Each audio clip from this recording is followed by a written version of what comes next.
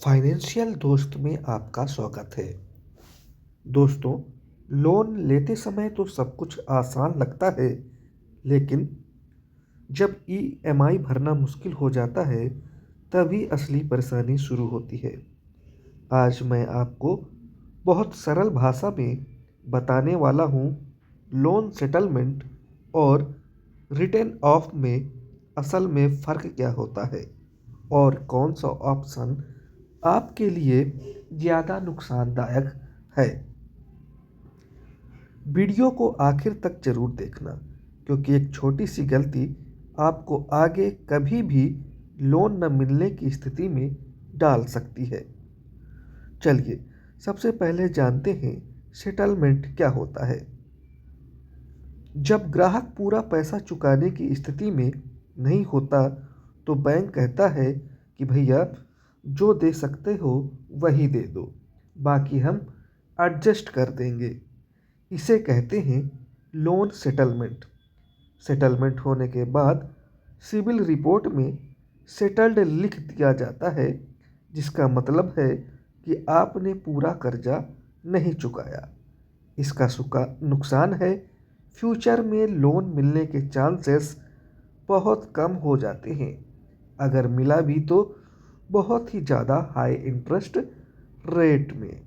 यह रिमार्क्स लंबे समय तक रिपोर्ट में बना रहता है। चलिए, अब जानते हैं रिटर्न ऑफ क्या होता है। तो दोस्तों, अगर 6 महीने तक ईएमआई नहीं आती है, तो बैंक उस लोन को अपनी बुक से हटा देता है।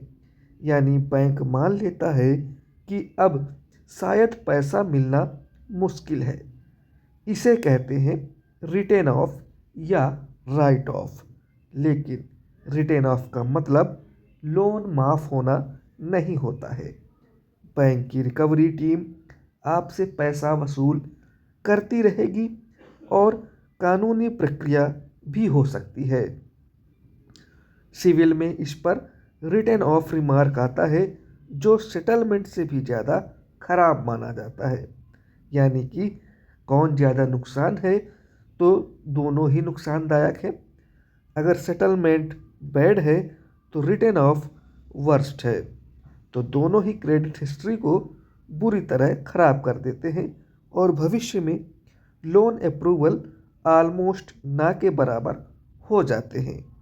ठीक है, यानी कि रिटर्न ऑफ के बाद आपको सेटलमेंट तो करना ही पड़ेगा। ठीक है, तो उम्मीद है आपको लोन सेटलमेंट और रिटर्न ऑफ दोनों के बारे में अंतर पता चल गया होगा। तो इसका निष्कर्ष यही है कि लोन सेटलमेंट और रिटर्न ऑफ दोनों ही आपकी क्रेडिट लाइफ को बैडली डैमेज करते हैं।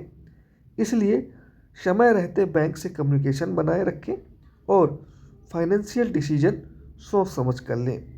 अगर यह जानकारी मददगार लगी है तो लाइक, शेयर और सब्सक्राइब जरूर करें, क्योंकि हम हैं आपके फाइनेंशियल दोस्त, आपके पैसों की हर मुश्किल में आपके साथ। कमेंट में बताइए अगला वीडियो किस टॉपिक पर चाहिए। धन्यवाद।